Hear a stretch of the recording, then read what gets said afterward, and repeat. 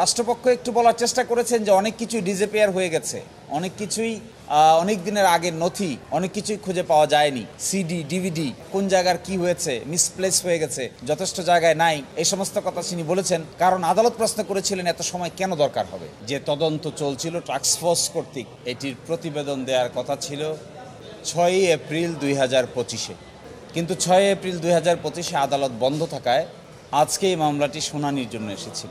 এই শুনানির এক পর্যায়ে রাষ্ট্রপক্ষ কি পরিমাণ তদন্ত করা হয়েছে, কি প্রগ্রেস আছে, এই মর্মে একটি আংশিক রিপোর্ট আমাদেরকে দেখিয়েছেন। কিন্তু যেহেতু আইনি বাধ্যবাধকতা আছে, তদন্ত চলমান, সেই জন্য সেই রিপোর্টের কপিটি আপাতত আমরা আইনিভাবে পাইনি। আদালতেও জমা না দিয়ে আদালতের সামনে উপস্থাপন করেছেন। তিনি আদালতকে এটি আশ্বস্ত করেছেন যে তদন্ত চলছে, তদন্তের প্রগ্রেস আছে, বেশ কিছু কাজ করা হয়েছে। আমেরিকা সহ বিভিন্ন জায়গায় ডিএনএ টেস্টের জন্য রিকোয়েস্ট পাঠানো হয়েছে এবং এগুলো আসার জন্য আরও কিছু সময়ের প্রয়োজন। তদন্তকারী কর্মকর্তা যিনি ছিলেন তিনিও আদালতে উপস্থিত ছিলেন।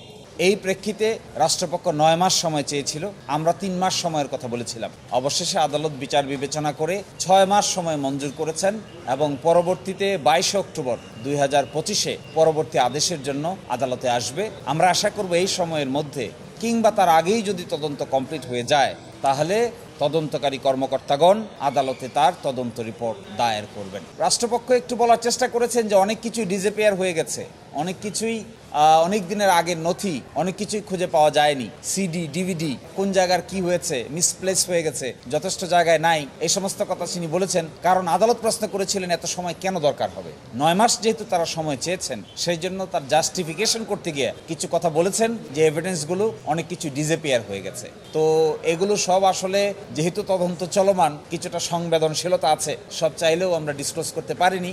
আমি প্রগ্রেস রিপোর্ট দেখেছি, তিনি প্রগ্রেস রিপোর্ট নিয়ে এসেছেন, আদালতের সামনে আমাকে দেখিয়েছেন, আমার সেটা প্রাথমিকভাবে দেখার সুযোগ হয়েছে। আমার মনে হয় তারা সিনসিয়ার ওয়ার্ক করছে, আর একটু সময় দিলে অসুবিধার কোনো কারণ থাকবে না।